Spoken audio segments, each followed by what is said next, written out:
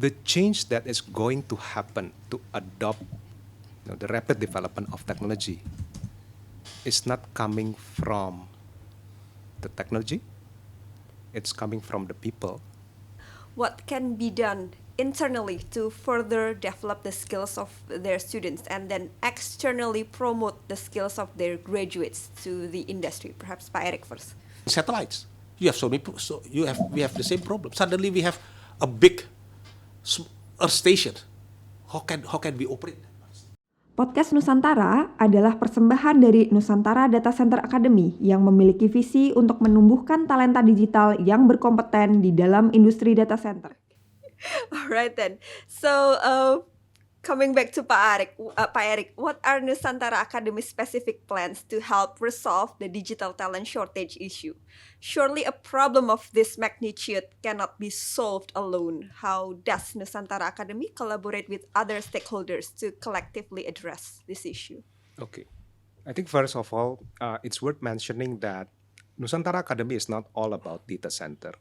So, coming back, I think when we opened the session, the first question is regarding the digital technology.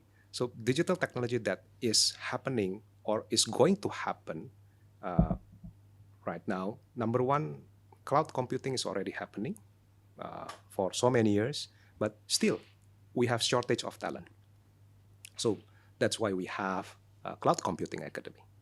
So the second one is that so aside from Data Center Academy, we also have digital industries.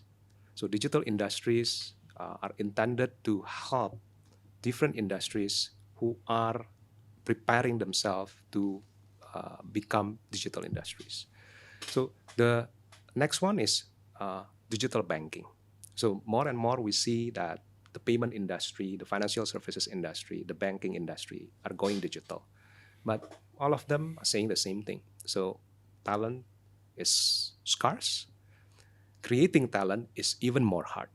Right? So the next one is AI, academy, AI and robotics. The next one is cybersecurity. So when we talk about all of this technology, how do we secure that, secure the data? And big data is also one of the things that we have not, I would say, harnessed. Maybe large corporations, even the governments are doing this. But how about the companies, the regular companies, even the small ones, could actually benefit from the technology itself, right? And when I say benefit technology, we have two kinds of technology intended in the academy. The first one is to create users who are accustomed to the digital technology that is going to be implemented in their organization. So user adoption, which means that previously I'm doing A, now I have to do B maybe. Yeah? So the process is previously is 8 steps, now I'm doing only 4 steps because of this technology, but it requires education as well. So the next level of the academy is on the creation side. So after user, then how do you create something using this technology as a basis, to grow the organization?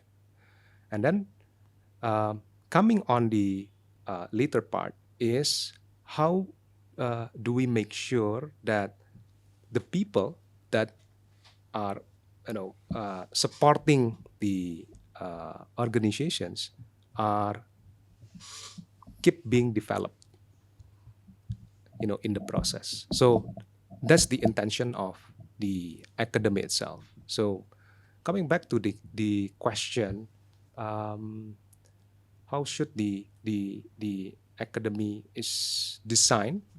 So we have currently 2 types of education. The first one is professional development and certifications. The second one is the vocation or academy path. So vocation and academy path is something that we are developing right now ourselves, collaborating with different stakeholders in the industry. So we are collaborating with associations, professional associations, industrial associations, and hopefully also getting the support from different ministries and regulators, and different providers who are giving the appropriate attention that this needs to happen in order to get ahead of the problems, of the different problems that we have in the digital space. Okay. So there's something else I want to ask you, Pak Erick. Can Nusantara Academy also support industries that need to develop their digital talents internally? Yes. Well, the answer is yes, because we have been doing that for different organizations, different industry partners, for the past 4 years. And I think the academy exists. One of the mission is actually to help the creation of digital talents for different industries, even up until the specific competencies that they require in order to deliver a specific mission, in the corporation. Okay. All right. So for Pak Ashwin, will you share studies in the Digital Talent Development Division at MASTEL? Which skills are needed by our tech industry and are still facing national supply problems? What opportunities are available for our younger generation who want to learn new digital skills? And which fields have wider opportunities for them to enter? Well, MASTEL is, first of all, is Masyarakat Telematika. It's an association, you see. Member of MASTEL are industries, associations, other association, and also professionals. And, together we see how we can develop ICT sector in Indonesia. Now, human resources development is one of the sector that we think need to be developed. How can we do that? First of all, for a direct operation, MASTEL has an LSP. MASTEL has already a professional certification unit to carry out LSP directly. Secondly, MASTEL also do cooperate with the Ministry of Kominfo and BNSP, the certification agency for making SKKNI, certification for competence. We work with them, we support them. But I think one of our most important point is that we also encourage our members, which are industries and associations, to educate their employee. Because our members are big corporations, and we encourage them, look, we want to keep our members going greater and bigger and better. So in order to do that, we encourage them to have to do continuous development, skill development, knowledge development by themselves. And our member, for example, in ICT sector, for example, in Telkom, for example, they have Telkom Corpu, corporate university. They even put some of their facilities to become a Telkom university. But also other members also do the same. They start up their own corpu and so on. So it is through that activities we encourage human resources development. But in addition to that, we also do some sort of additional activities, direct activities. For example, with the Ministry of ICT, we are supporting them to transform their previous MMTC, Multimedia Training Center in Jogja, to become a vocational higher educations this year, because with the new regulations, ministry can set up higher education in vocational higher educations. That's the new regulation and education regulations.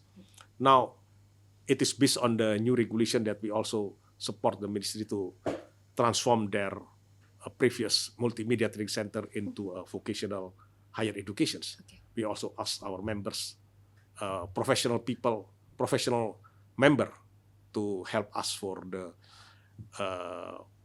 process for that, for example. We also work with other organization, which CIC, for instance, which is a China organization, the Chinese MASTEL, if you like to call it, which is under the government, to set up more cooperation in these certifications. And we would like to see what kind of certifications can be developed together between the Chinese organization and the MASTEL, for example, in ICT certifications in Indonesia. I think that's some of our activities. Okay, so many initiatives, right, in MASTEL at this Well, point. yeah, not only MASTEL, Yeah, of but course. also MASTEL members. Yes. Not because MASTEL members are a lot of them, and we ask them to improve their human resources development activities. Okay. Halo para pemirsa setia podcast Nusantara. Nusantara Datacenter Academy bersama dengan DCD Academy UK akan menghosting event Nusantara Datacenter and Cloud Summit di J-Expo Kemayoran pada tanggal 10 sampai 12 Agustus 2023. Kami akan menghadirkan berbagai sesi seperti konferensi, B2B meeting, exhibition, data center tour, dan networking event. Untuk info registrasi sebagai eksibitor dan sebagai visitor, Anda bisa cek langsung di website ndcc-summit.com. Salam Unity. All right then. So, Pak Erick, what skills are currently in high demand according to your colleagues in the private sectors?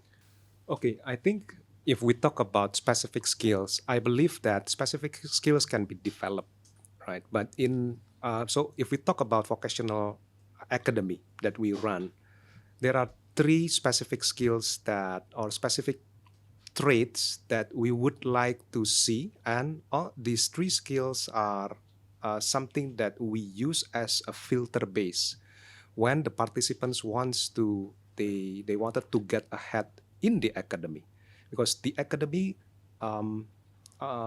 adopt the concept that, let's say, if we have 100 learners, only 25 of them will be able to graduate and then work in the industry. So we adopt a 75% attrition level in the academy. So these 3 traits. The first one is, in Indonesia we call it kompetensi kerja or work competency. So I think that pretty much explains, right? So the second one is kedisiplinan kerja or work discipline. And then the third one is kualitas kerja or work quality. So in every academy that we run on the vocational base, we ensure that we develop certain not only learning materials but also systems and procedures to be able to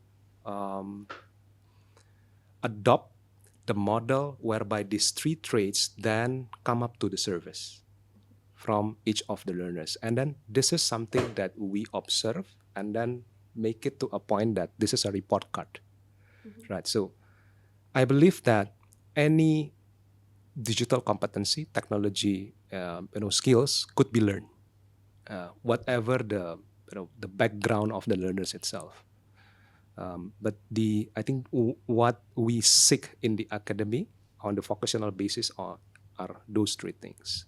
And then once they are being accepted, so graduate from the academy, they are being accepted and work in the industry. So the story doesn't end after the graduates graduate. So the story continues when they are being placed, on the job placement. We also monitor 3 things. So outside from the first 3 things, right? So competency, discipline, and quality. But we also monitor 3 other things. The first one is leadership. Second one is character. And then the third one is regarding the specific competency traits that they exhibit in the workplace. Okay. So this is what we are currently doing. Okay. Pak Ashwin, so Pak Erick has already touched upon the other requirements for a workforce to thrive in the workplace. So what do you think, what kind of characters and soft skills must be possessed and continuously honed to complement the hard skills of our younger generation to navigate the increasingly disruptive job market? Well, I think this is important points, you see, because especially if you talk about characters in Indonesia, it becomes very important issue, you see. Characters of the people, characters of the worker, character of everybody. And I think what Pak Erick mentioned about the 3 points of capabilities, quality, and so on, this is all related to the character and soft skills. I think from my point of view, you need to develop this. Now, I think history already showed us that character is very important. For example, I came from Bandung this morning using train, Yes. and was mentioned, I don't know, so many many times. In the train, you are not allowed to smoke. You are not allowed to and BCD. They mentioned it so many times. Now, this is important because if you use the train many years ago, the train is not so, well, it's not so nice as it is today. Yes. And I think, and then I used the electric rail car from Gambir to what is Rawabuntu. Rawabuntu station. Now, you see, that is a nice train from Jakarta, from Bandung to Jakarta, a nice electric rail car from Jakarta to Rawabuntu. But look at this many years ago. Look at the train, the stations. I mean, it is so, it is not so neatly managed as it is today. People sit on top of the rail car, electric rail car.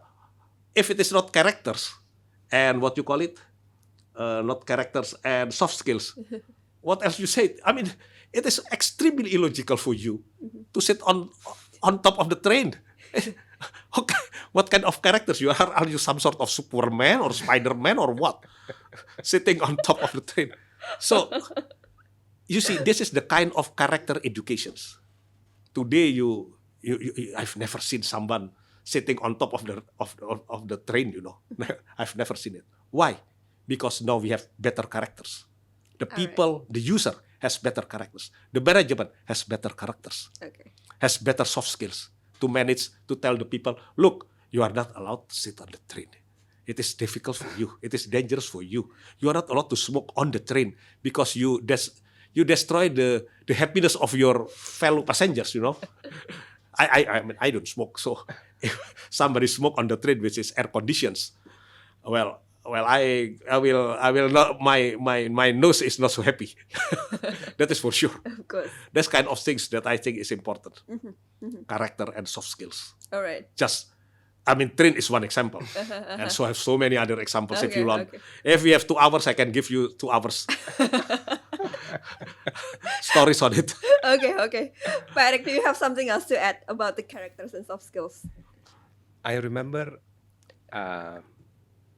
when we last spoke to Pak Ashwin told us the story, share us the story, the movie Joy. Remember That's Pak? important. So the movie tells, this is a real life biography of a lady called Joy Mangano. So Joy Mangano invented a product. I think it's called Miracle Mop, right? Based on her own experience while mopping, the floor, and her hands, I think, got hurt. Right. So she invented an innovative product at the time. But the story doesn't end there. So the movie actually reveals the persistency, the passion, the character, the soft skills, and I think most importantly, the grit. The grit to get ahead, the grit to move forward for her life, for her family, for herself. So I remember some scenes from the movie, which Pa Ashwin mentioned before. I remember that specific scene when she needs to go to the national TV network, right, and sell her product for the first time. And then she failed. But she did not give up. And then she asked for the next round of trials. And then eventually she succeeded. I think grossing the most sold products in the TV network at the time.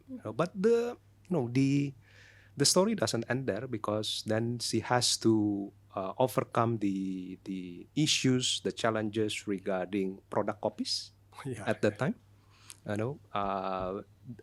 The company who she manufactured the product from actually copy and modify the design, right? And then I think what we can learn from the story is that if I can recall back, to what I said before, decision change life.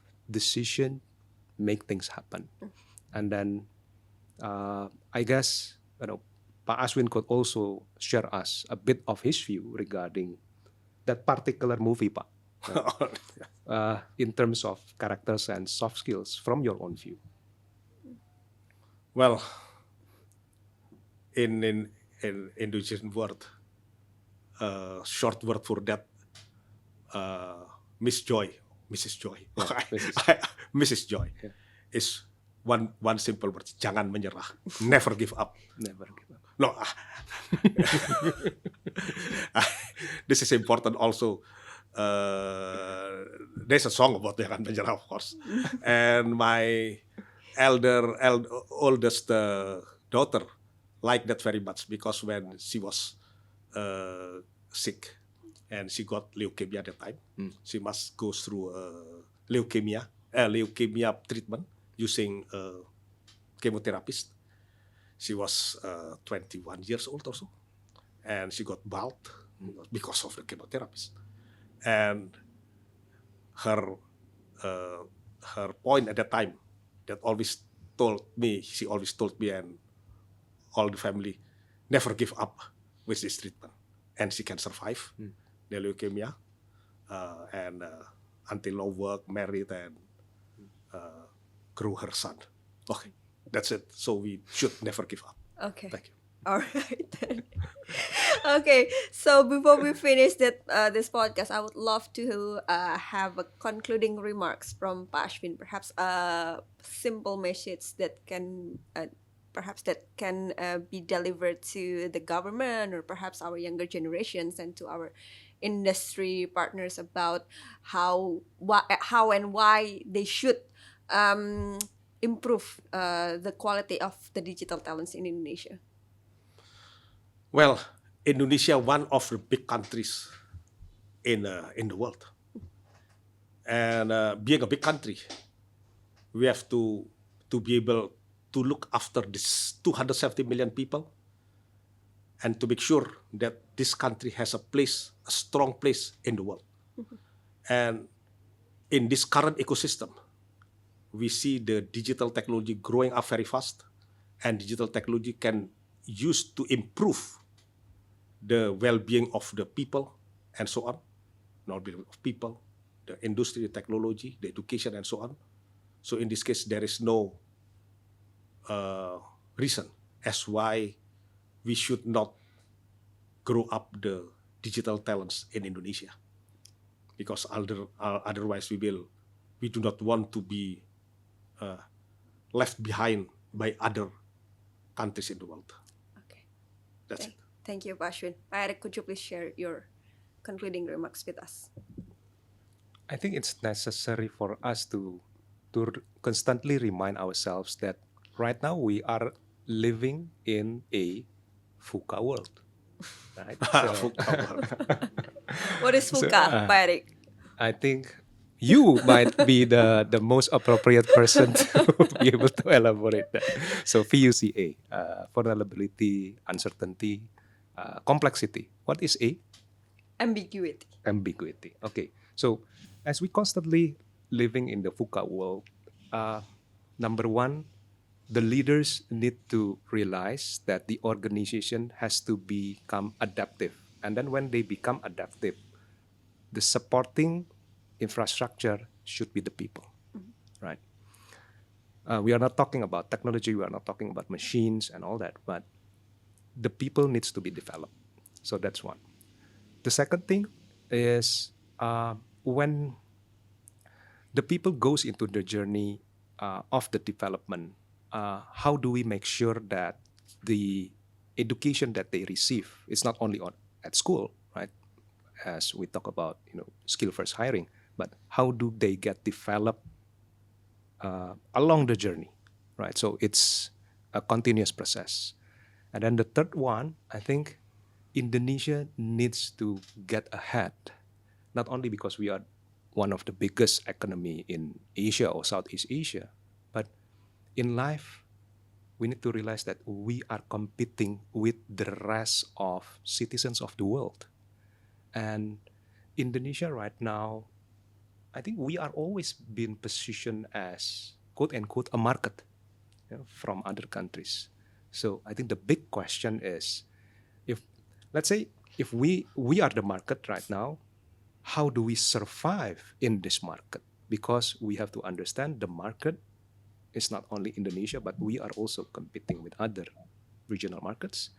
I think the next point is, when you are in the market, how would you be able to not only use the products or use the services, but how can you add on value and even create new additional value-added products or services from the existing technology or on the upcoming technology. So let me give you an example. Let's say everyone is now talking about ChatGPT, right? But you see, there are certain people who use the same platform but can actually make money, while other people, they are only using the platform, to maybe to automate the tasks that they are doing. But there are certain people who are using this on a different level. There are certain people who actually master the technology, right? And then be able to create new opportunities from the technology. So I think those kind of mindsets, hopefully, is something that we would be able to create in the academy and also foster in our own organization. All right then. Okay, so Pak Erick, you have already known this, but for Pak Ashwin, at Nusantara Academy, we have this special gesture before we sign off our podcast, which I have already told you before we recorded this podcast. So let's do it facing the camera at the center. And in 3, let's say together, Salam Unity, okay? I will count 1, 2, 3. Salam Unity. Okay, so that concludes our insightful discussion on the importance of developing digital talents in Indonesia. We have gained valuable perspectives from Pak Ashwin and Pak Erick on various aspects related to this topic, from the skills first hiring trend, the role of vocational schools and private education institutions, to the challenges faced by the data center industry in finding qualified talents. It is clear that the development of digital talents is crucial, not only for the individual themselves, but also for the growth and competitiveness of Indonesia's economy. We hope that this podcast has provided our listeners with useful insights and inspired them to take action towards developing their digital skills and promoting the importance of digital talent development in their respective industries and communities. Thank you, Pak Ashwin. Thank you, Pak Erick, for sharing your valuable thoughts and experiences with us. And thank you to our listeners for tuning in. Don't forget to subscribe, like, and comment. Until next time, stay curious and keep learning. Thank you. Thank you. Thank you, Basari.